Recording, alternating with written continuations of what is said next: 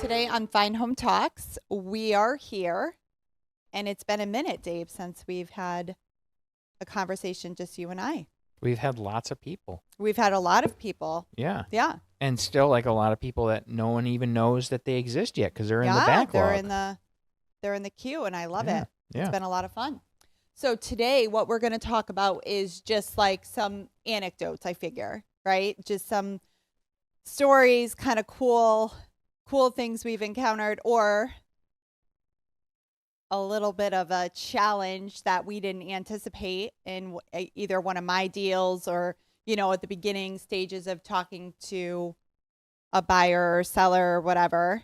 I think, things that we've experienced together. I mean, real estate and remodeling in Connecticut is just such a fun activity because of all of the, there's such a big, we have 100-year-old homes. Yeah. And then we have new homes, and then everything in between because people have like DIY'd and remodeled and had like the guy that didn't know what he was doing in there. Yeah. And like, so, we're on the remodel side, we're like opening things up that people would never even imagine and finding things. And then when when you walk into a home. Yep. Well, the DIY it could be the whole episode. Yeah. It probably should be. We've like tackled it in many different like forms, I think, throughout our conversations here. But more recently, I was just in a house in the basement where the electrical was not necessarily the panel. I want to be clear, but there was lights, some wires that were definitely not to code. And I am not a qualified electrician, nor do I pretend to be ever. But I certainly know enough to tell those buyers that something is not right here. And I wish I should have taken a picture. But there were like extension cords that were duct taped to this older home before the 50s, and it was a hot mess express. I love the extension cords because cords. It's like it's like plugged in downstairs. Literally. It like goes through the floor. Literally, somebody's carpeted over it, and then it goes up to another. Follow things, yeah. And you're like, okay, where like. And it goes in, plugs in. Are we just talking about like a lamp? Like it's different, right? If there's like no, but it will be plugging in like something like a big deal. It will be like the heater upstairs, or a whole bunch of stuff. Yeah, and it's like, guys, I'm glad it's worked so far, but you're running out of luck. You're running out of luck. The house isn't burned down. Yeah, because it eventually does. Like that's when people see there was a fire, and you usually see it in older in areas of towns that have older homes. Yeah, guys, that's why the fire started, is because someone was Mickey Mousing. Is that what you're calling this? You Mickey Mousing with you. You're doing some crazy. So some all crazy of the stuff. years that we've been married and together, I don't know that I've ever heard you say Mickey Mousing before. Yeah. I don't know. Maybe that could be a little. I don't think it's derogatory. Hysterical. I think it's kind of like you're doing it. It's kind of like a child's like playing, or you're kind of making it up. Yeah. There's not a lot of expertise involved. Hysterical. Yeah. Well, it is horrifying. Yeah. There is sometimes, or I see it a lot in flips. Yeah. Yeah. Flips. And what I see, I feel like, listen, I am pro flipper. Right, like I'm. Yeah, we're people not flipper. We people don't need flip, to go in and they need to refurbish homes. It's a it's a good industry. Yeah, it's just bad apples, and people are right. cutting corners. Right, and they're just kind of plastering over stuff just to make it work. Good on TV. Yeah. And what I see the most, besides like trim, and besides like trim making it work, like the extra little piece that they didn't measure right and slapping things together. Sometimes it's a different material altogether or different color. Like I'm not going to see it. Yeah. But it's aesthetics, right? That's like, I mean, there's utility to it, but it's flooring. The most cabinets and flooring, I guess there's a lot. Cabinets, flooring, showers. It's that flooring where they've gone over, and we've seen it where you've got this luxury vinyl, which is a good product in a lot of people, but they're putting it over carpet. They've got some toys that were left on the floor right over it. Then you're like, why is this bump? And you're like, well, you should have probably cleaned up before. Already buckling. It's already buckling. It's separating. It's not even down yet. It's been down for like 28 seconds, and it's just starting to. It hates its life, and it's starting to irritated. being like, get me out of this house. Get me out. Yeah, I don't belong here. Yeah, and literally, you can physically feel it underfoot. We go over this all the time. It is a feeling. You walk in, and the house is sad. It's just it's not feeling its best self because somebody came in and Mickey Moused it. They came in and they were like, right over the carpet. I'm gonna have to cut this because I can't breathe currently, and I 100% need my makeup. Yeah. But and honestly, it is though, and honestly, like we know this, and I don't think people think about it, and we're going back into this, again, but it will make you feel sad too. Well, like don't do this. First of all, doing the electrical stuff, you're gonna burn your house down. Don't do that. If you want to do your own plumbing, like that, I would not mess your kids. with. It's not good. No. It's not good. If you want to play plumbing, you're just gonna have a water-filled basement. You're just gonna flood your basement. That's the worst case scenario playing plumbing. You cannot say play plumbing. Yeah. Which I want you to say it because it's the most hysterical thing ever. I can't breathe. Play plumbing. Yeah. I can't. But you're only kind of like flooding your stuff with that. You're not. Well, then you're doing, or play plumbing and electrical, and it compensates it. So as it's burning, it's also putting the fire out as it's leaking. I don't think that's how it works. Yeah. I think that is literally a recipe for complete disaster. Yeah. And 10 out of 10, we do not recommend that. No. Listen, it's actually, when we've gone over this before, both of those trades have extensive licensing. It's the only licensing that are really licensed in Connecticut. And that's why they're so expensive. So stop going on Facebook and saying, we want a cheap plumber. We really need somebody reasonable. Yeah, reasonable. Yeah. And they're reasonable. Yeah. Reasonably don't reasonably run these wires down. And don't burn the house down. Yeah. But yeah, in terms of other, I don't want to say horror. We don't want to make this like a doom and gloom thing, but here's the other challenge that I see a lot is unpermitted work. And I've had it for additions. That was a big deal. I had a whole bathroom and bedroom. Yeah. That was not. And this, and I think the listener understands, you're not getting your money when you go to sell because it's not on the town card. If anything, this is a big red flag. It's a big red flag. And you're all excited. Look, we added a bathroom. Well, that doesn't exist because it's not done right. And okay, so let's talk about the reasons, right? The reasons why people don't want to pull a permit is that it's cheap and easier. And you're not going to potentially add tax dollars. Like there's other. And then you end up getting guys that aren't licensed. Well, and that's a whole. But hang on, we're talking about the positives, right? So the positives is you can have somebody come in and, get it done, and you're not going to get reassessed. Right. The town's not poking around in there. Potentially your tax dollars are going to, your what's the word I'm looking for? Yeah, you don't want them, but quick disclaimer on your taxes, guys. It goes up like $15. So don't. Let's putting it in context. Well, hang on though, but it is It's a reasonable. I know, but Yeah. I'm just saying it's still cost for people, Yeah, for sure. right? For sure. So that's one of the reasons people don't do it. Right. What, a lot of the sellers at that time when I'm dealing with them Yep. don't understand is what a nightmare it can be after the fact. Yeah. So can you talk about from the building? I mean, I can too, but I want you to jump in there if you want to jump in. So I mean, so permits. How does it work, and then how do you handle it like after the fact?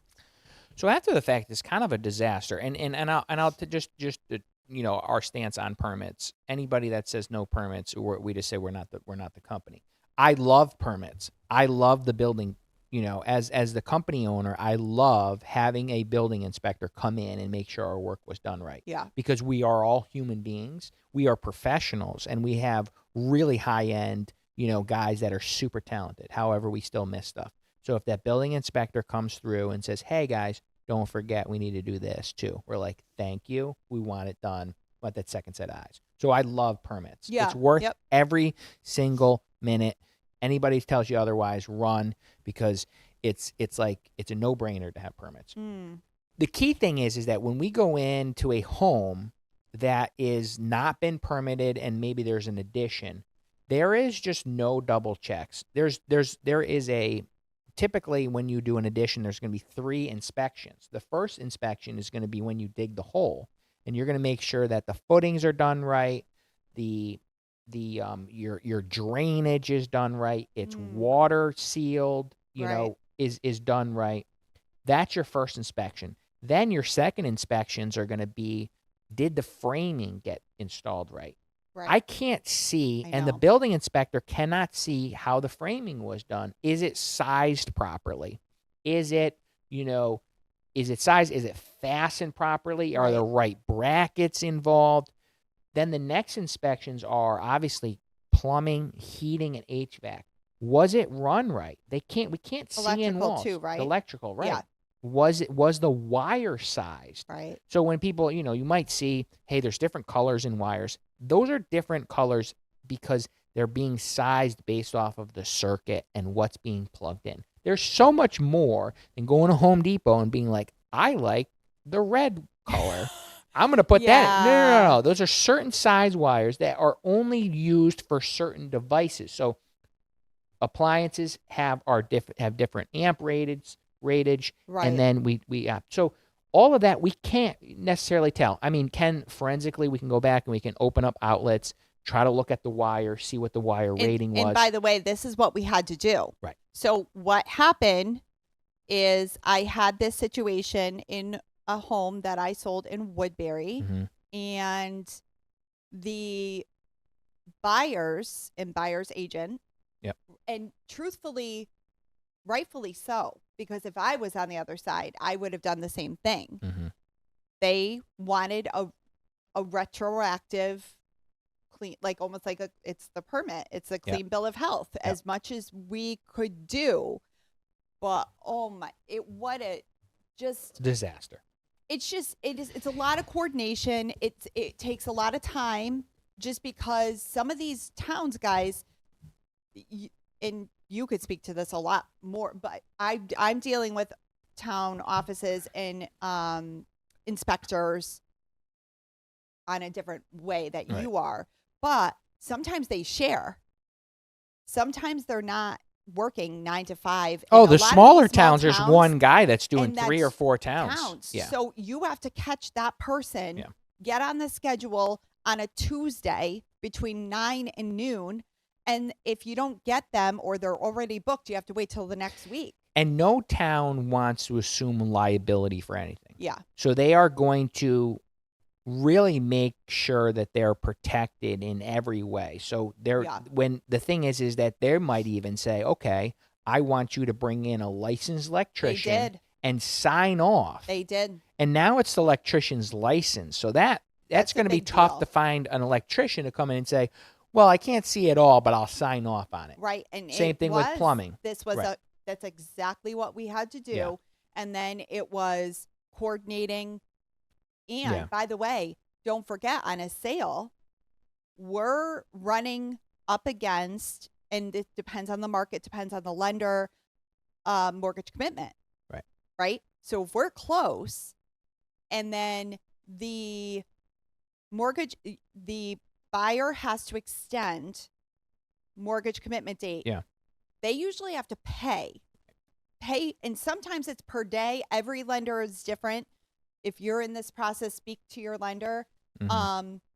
But it could be a big deal. Yeah. And if it goes past a certain point, you have to like redo it all. Right. Meaning redo commitment. Like it's kind of a big nobody's deal. having a good time. Nobody's having you're a good time. and hopefully you've assembled a team that can navigate through it.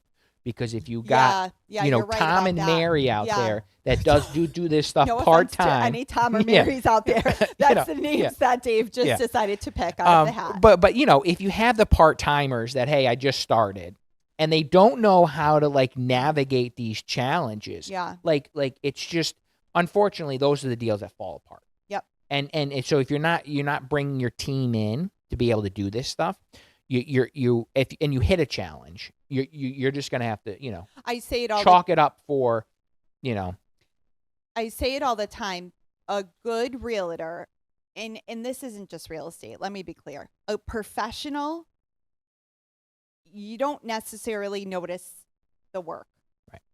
You don't, because if it's done well and you don't hit the hiccups, it was just done and it was great and nothing happened and unless you hit something where that person needs to problem solve, figure something out. Well, it's your knowledge, your expertise, your guidance, you're being a consultant. You're kind of being able to look at the bigger picture of the home. And I think that that we have all this new stuff about realtors and NAR and all this stuff. And you know what? Honestly, a good portion of transactions don't need a lot of time, and maybe you guys can figure out how to automate this and do it all, do it through a computer, okay, or the Google, or however you're going to do, right? But when you're in Connecticut and you're sitting with most of the homes are old. Yeah. This is something that you don't fiddle around with. You need to have somebody that can walk through and be like, okay, there was an addition done here. This house was built in 1805. Yeah. These are the challenges of maintenance. These are the challenges of things that you're going to do. What do you want to do with the home? You want to remodel? You want to do this? You want to do that? Even the building materials, right? Yeah, like, all is of it vermiculite or what? Like thinking about radon, thinking about like all of the things. So many things that, again, on paper. Yeah. But my point is that a professional isn't really seen.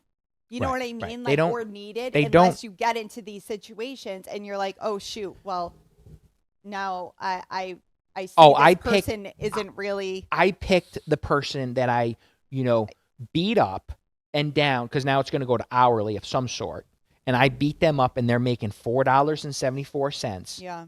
Sorry, I don't think that they're an expert.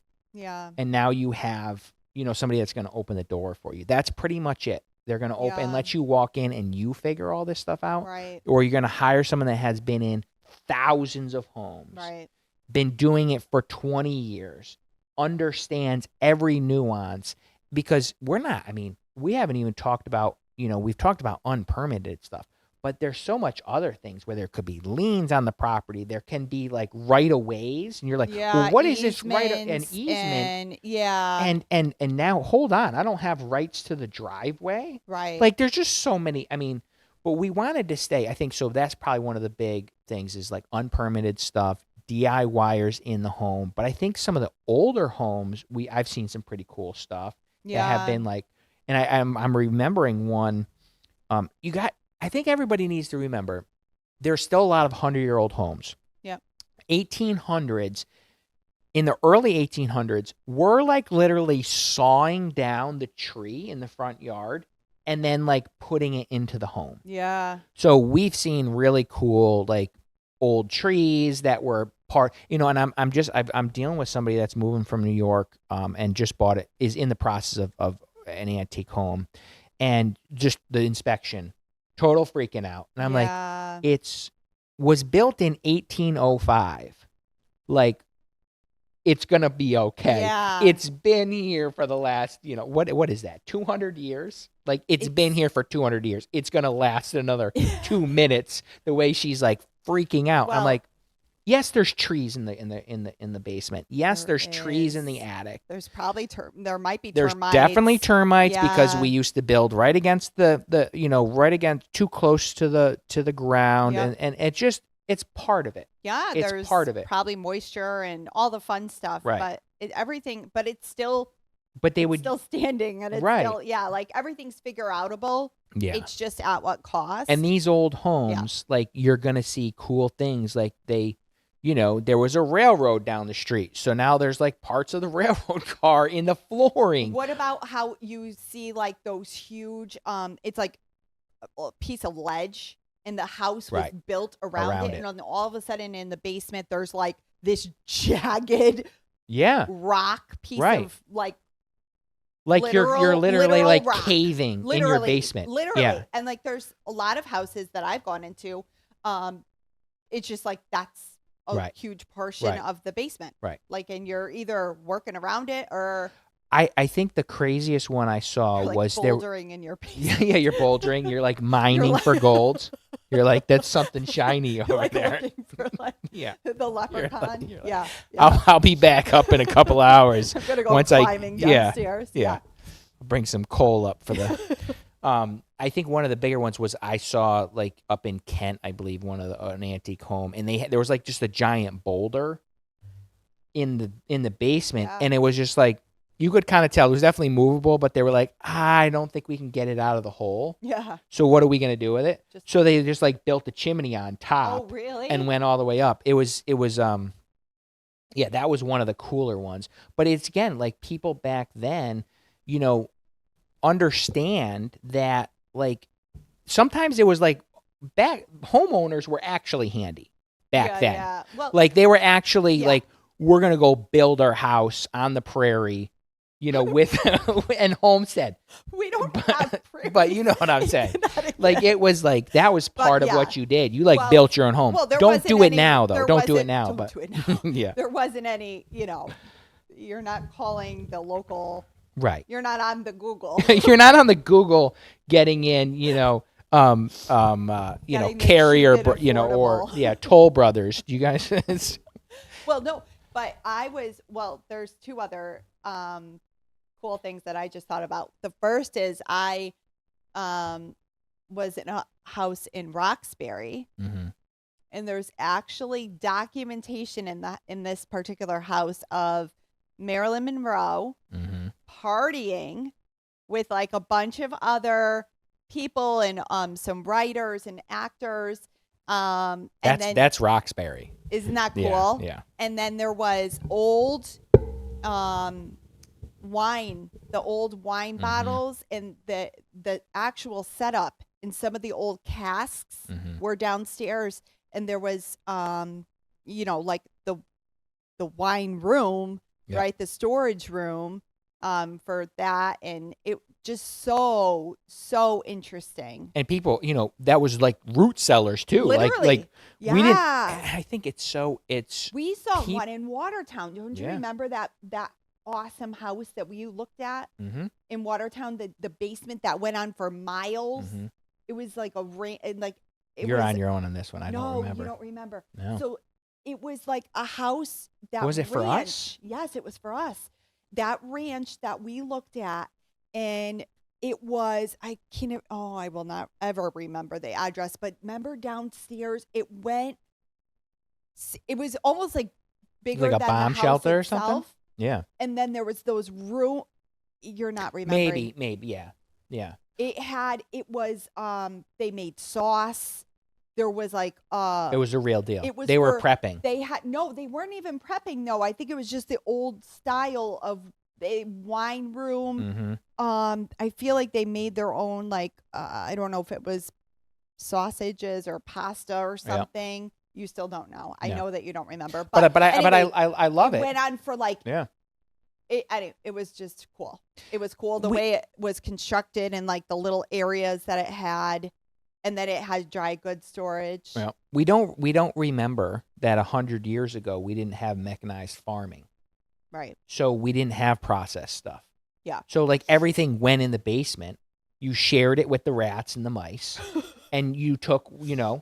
and everybody lived, Yeah. But And you because need it to 100 years store ago, we're and still like, dry. there's not even like refrigerators is just kind of coming It's about. You like- had an ice box. Yeah. So And sometimes we see, and I'm sure you guys do too, some of these older appliances that are still here.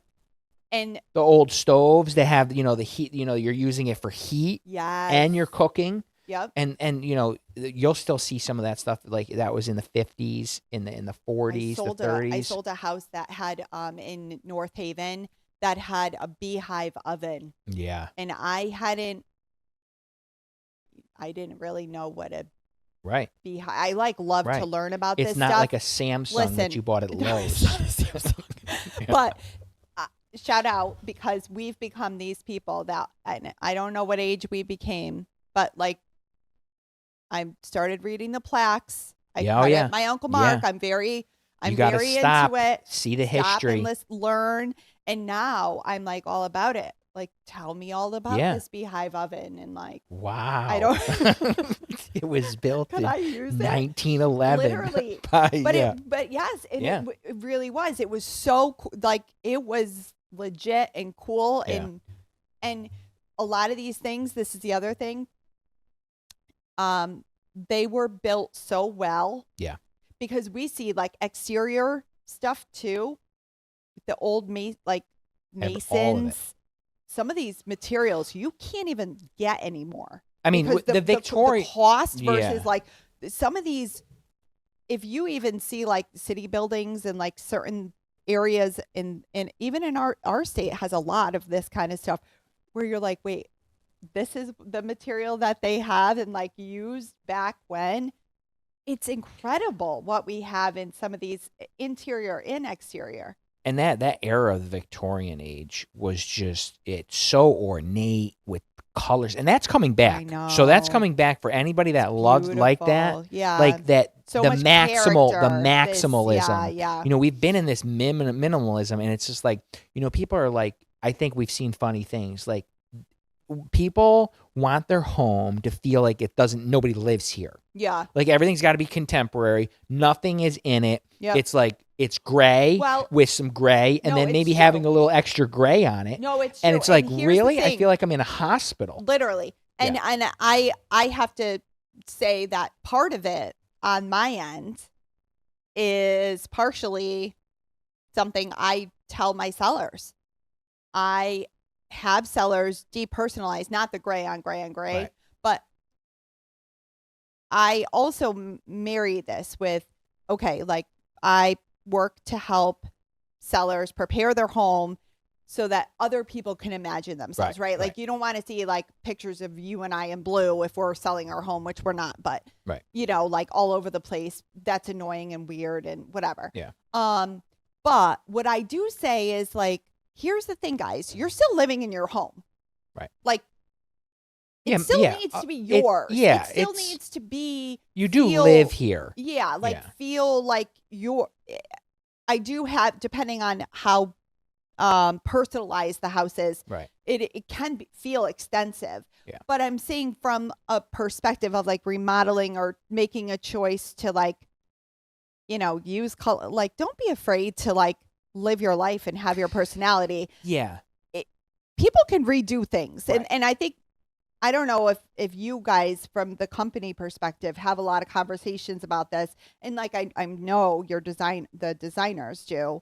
But like on my end, I'm like, okay, well, if you pick maybe a crazy color, that might be a little off-putting for some people. Mm-hmm. But at the end of the day, it's paint. Yeah. Right? I say if you're there more than figure it out. If you, what we say is like, if you're there for more than 3 to 5 years, whatever you do is probably going to be out of style or the next person's not going to like it. So enjoy it. Yeah. Do you. Just don't, don't get on the Google and be like, oh, white shaker. That's what's on, that's the first 4,000 photos that show up. Like, think about it. Enjoy it. Like, do something for yourself. And I think that's what we're seeing now coming in, more of the rich, deep colors. having it personalized, having like textures, it just makes giving, you feel yeah, joy. Yeah. And if the gray on gray on gray makes you thrilled, then it won't make you feel joy. So don't do it. It's gonna, yeah. You don't know what they're. I know. No, but what we're saying, whatever. Yeah, we're getting off everybody topic. needs to It's just chill do out. you. Yeah, everybody needs to chill out because we go into homes and people are like, I'll go into homes and if it's a bigger project, I'll go out there, and they'll be just like losing their mind because the house is like a little messy. Yeah. And I'm just like, really? Like, let's take it down a notch. I'm in hundreds of homes. Sometimes I'm like stepping over nasty things. Like, it's okay that you live here and you have a dish on the counter. It's okay. Like, I'm judging you, but only a little. Like, you should have nothing on the counter. It's actually not you because I am wildly messy in Dave's mind, and that's just who we are, which I'm not to anybody else. But we need, I think, people in general, like, it's your home, live in it, make it quirky, do what you want for finish, and don't worry about it. Yeah, everybody's too but make uptight. sure it's safe. Yeah, don't DIY. Don't put luxury vinyl over your carpet. Well, that is and leave the kids' Legos underneath. That is a great tip. But I think there are a lot of things that we get to see that a lot of people don't. Yeah. One of them is when I try to, which I did sell. I'm trying to remember. I did sell a house with I'm having a mind blank. I did sell a house with a I'll let you get back to cesspools. Cesspools are awesome. It's look for the green, really lush grass. Maybe some flowers. Borderline tropical. And then tropical. And it's just gonna be a great, like, you're gonna be like, I want to go play in that grass. And then because literally it's being fueled by it's either being human fueled, fertilizer. So let's talk about what a cesspool is. Yeah. A cesspools, like in the 50s and in the 40s, was still okay, and it was done even before then. And basically, it's a pit. It's just kind of a pit, and where everything that goes gets flushed down the toilet goes into it. Yeah. And when you overuse it, it usually kind of just like floods out and goes in the yard. Yeah. And you hope most of the thing floats to the bottom and it's just the water coming out in the grass. Right. But it's usually not. When it's really like gummed up, like you're going to just see like all types of stuff coming out on the grass. And it's going to smell. Right. Yeah. But this was a common practice. Oh, yeah. So, I think when we had first discovered it with these particular buyers, the inclination is to start having a moment, which is understandable. Yeah. But the education has to be around. And I brought one of my favorite septic installers and inspectors in, and I desperately am trying to get him on the podcast, but that's a whole other challenge. Yep. He had the conversation with them. Like, guys, it's going to be okay. It's okay. And I need you to know that, like, we're going to try to take a look. The biggest challenge with those is that they're usually just not pumped. They're not taken care of. Yeah. They're really not being like looked after or haven't been for a very long time. Right. So the key thing, the well, if it's close, as long as the well is somewhat deeper so that, it's just not kind of filtering down. But listen, it is the same. We learned this in elementary school. It's a water cycle. Yeah. It kind of goes up into your faucet and goes down through the septic and goes back into your well and it comes back up. So I hit this on a previous podcast, but just a reminder, and really, septic or really city too. But just don't forget, guys, what you're dumping down the drain, including your laundry, it is a life cycle. So just be mindful of that. And like some of these crazy detergents and soaps and Yeah, if you have a septic, and somebody asked me the other day about a garbage disposal. I'm not a big fan of them. And I'm like, no, nobody. It doesn't matter if it says septic safe. If you have a septic, just put water down it. Yeah, nobody. Just yeah, don't the don't be products trying to are put not- don't put any products. Yeah. Don't be grinding up your food in a garbage disposal. There is not one plumber or one septic that will sign off on any of that. Yeah. It doesn't matter if it says it's okay. Yeah. It's a septic. It's not, And then kind of what you're saying. Like even if you're in the city, I don't know if you've seen those shows like with the sewage treatment things and like people flush everything. It's just like not because it bites and then there's like it goes out. We watched that one thing goes out into New York City, like goes out into the Sound. Like once there's like too much rain, it's killing the fish. Yeah. It's not good. And guys, it comes back around. You end up drinking it. It's filtered. But it's not like the microplastics that are in our body now. Well, that's like the hormones from people, like just, all the pharmaceuticals that are getting recycled that do not get filtered from these places. I know. Don't do it. Yeah, but that's a whole other. It's a whole other thing. Clearly, we have a lot that we could to just don't do. Just don't do. A lot of things don't do. But yeah, to get back to the cesspool, it's a whole education piece. Yeah. The cesspool connects to the beginning of the podcast, right? Yeah. Because when you're deciding to take care of it, whether you're forced to take care of it or you're going to make the investment to now put in a system, more than likely you're going to need an engineered system, okay, to, again, health department's involved. The health department's involved. Yeah. So we're talking about a cesspool current that you're going to now install a septic system, or if you're going to really do any work on a septic, depends on what it is and what's going on. Areas of the state in Connecticut, there's only a few pockets that you can bring in a septic installer to just do it. But 90%, a full engineered system goes to the health department. And they come out. By the way, need a variance. Yeah, because you might not have enough space. You might not have enough space. It's got to be away from the well. It's got to be away from the house. Yes, there's certain distances. So, like, to put it in plain language, there's certain regulations and distances that a system has to be away, like Dave said, away from the house and the well or other from systems. the neighbors, pools. There's all these things that play into it, but you have to calculate that, figure it out. And sometimes the variance needs to be, you're asking for permission from the town or city, whatever. And they all just went on vacation. Well, so buckle up, because if you need a variance, like you need to make sure sometimes you have to go in front of a board. It's going to take a while. Sometimes you have to go in front of like a hearing. Yep. But basically you're asking permission to break the rules. Yep. That's essentially what a variance is. And when it comes to septics, they'll always grant it because it's a hardship. But they won't grant it if you're trying to put an addition sometimes. Okay. So it's that's good to know. Yeah.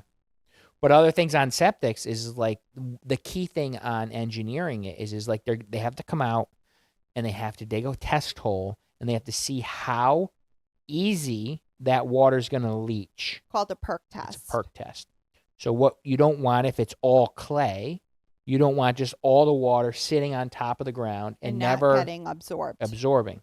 So if that's the case, then the engineer has to dig out so much more of that ground. You dig out all the clay and you fill it with sand. So now that's your $50,000. Yeah, you're trucking sand in. Yeah, that's your $50,000-$60,000 septic system. Yep. It can happen. It was here. We had the cesspool at the office here. We had the cesspool, and then the only place we could put the septic was where it was an old road, because the road was up near the house. Guess what we had to do? We had to purchase land. Yeah. Back from the state. We had, we have done some crazy stuff. Like, who'd have thought we could buy land from the state? And then we negotiated with the house so that the bank paid for it all because it was a foreclosure that had been sitting. And this is, when we think about this, like, we bought some properties before Well, the we're getting into nonsense that happened now. I mean, we would have never been able to do that today. This place would have been a cash buyer and have been gone in 5 days. But we had like months to with like the market fiddle you're with talking everybody. about. But the point of it is that it can get real complex really fast, and sometimes you don't have to do that. And that's the other thing, like getting in. You can rent. It's a good move. It's a good move. You're on fire today. I know. But yeah. Anyway, this was a good one. I think there's a lot that we obviously. Yeah, we went all over the place, but I think it's just the uniqueness of what we're doing all day, every day, but also thinking back is an interesting way to like think about this is a whole other thing. I've had when you find like vermiculite, and I had one that was like they asked for remediation in a space. This one killed me. Yeah. Where nobody could ever get to it. There's like 3 particles. Like I don't even. You just like pick them up and you're like, and all I right, don't even know. We're good. I really still to this day don't even know how the remediation happened. But if I was on the sell side, if we didn't agree, we were like the deal was going to get killed. Yeah. So we decided to agree. By we, I mean the sellers. But sometimes those situations do occur because somebody's really upset about something, even though there wasn't a health hazard because you couldn't even get a body up there. I really don't even know. So it was like this little teeny crawl space in a closet that nobody really could. I don't know how they even remediated it. And I think that goes back to, if you're going with the cheap, because now this is what it's going to be about. If you're going with the cheaper realtor, like, because that's the new model is going to be that they're not going to be able to inform you on what's a problem and what's not a problem. So that's the biggest thing expertise brings. It brings some calmness to the situation when everybody's freaking out because the home inspector has said it looks like vermiculite. Yeah. Well, first of all, is it tested? No. And I do deal with this all the time. That's the first thing. Oh, there's mold. Did you test that? There's asbestos. Did that get sent to the lab? Yeah. Then no, it's not. Right. Who are you? You don't know. You don't know any of that. Because the thing is with vermiculite is that there's only a small period of time and only a couple mines. Yep. And I think one's out in Ohio or Pennsylvania or something where vermiculite was where the asbestos was in the vermiculite. Yeah. So you can look at vermiculite 10 times and only 2 or 3 times actually it's a problem. It's actually what it is. Yeah. So when you have, don't get me started. I'm going to be honest because it's like you don't know. I feel the same way, and I think that that's why I am constantly recommending only certain inspectors. Yeah. And it has nothing to do with they're my friends. They're not. Right. It has nothing to do with it. Well, the tile sides, it could have asbestos. Yeah. It really, no. There for like 2 years there was asbestos in there. You have no idea because they made those tiles for 20 years and only 2 of those years had the asbestos in it. And who are you? You need to come out properly, take a proper sample from multiple areas. And usually that is costing the buyer more money, which is fine if they want to pay that money in the inspection fee. But what we're talking about a lot is this, I think it's just an overall thing that sometimes people posture, and we're using this as an example. And honestly, it's a human nature thing. Like I can't. You got to show your worth. I don't think anybody's out there for ill intent. Right. But it's super important to understand, especially from an inspection company's perspective, what they're saying, because obviously you could kill a deal, but you're killing a deal, wasting a lot of time and money. Over something that sometimes is completely made up. Yeah. Like you have to have facts. Right. And anyway, that's we've gone down another rabbit hole. Yeah. That But I think isn't it necessarily- goes back to just the expertise, yeah, and that somebody that has a lot of experience Mhm. knows when it's a problem and when it's not a problem. yeah, Because there is problems out there. We're not diminishing that there is problem. There isn't problems. I think in general people need to just chill out in life. It's gonna be okay. But in the grand scheme of things, like having an expert by your side can say, hey, you know what, this is probably something you want to take care of, or it's gonna be okay. yeah. Let's move forward. And from a place of real education, Yeah. because I'm not going to look at an 8x8 piece of tile and make a call, Right. Like that's not my. I can inform that might Right. be, I'm constantly, even the electrical I saw the other day. I'm like, I don't, it doesn't look right to me. But again, I'm not an electrician, right? Like, do I know a lot? Yeah. We just went in, and there's going to be a whole episode on it. This bathroom in Shelton, and beautiful 1910 house, and it was a different builder. He was using different products. First time. I don't know how many houses we've remodeled in the 1900s, and I've never seen these building materials. Really? Never seen it.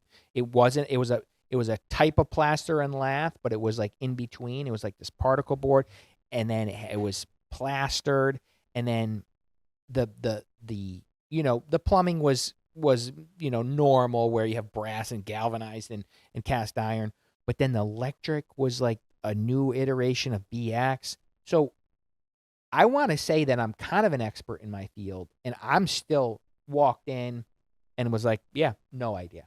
No idea what's going on. Would have never expected this. We had to hit them with a pretty good sized change order, because there was inches and inches of flooring and walls, and we realized, we went through our demo budget within the first 2 days, and it was like a whole week of just demo, because there was 6 inches of concrete, and the plumbing was going through the floor, and just so much stuff. So that you would never, you wouldn't know. couldn't have ever known. It wasn't the salesperson's fault. It wasn't the designer's fault. It was nobody's fault. It was, hey, this is something we'd never seen it. Never seen it. So and I think that's a really good place to end, just because we know a lot. We know so much, but we don't know it all. Yeah. That was a good way to end it. All right. Well, there we go. We're like the best, the like biggest the best. experts, the experts in all things.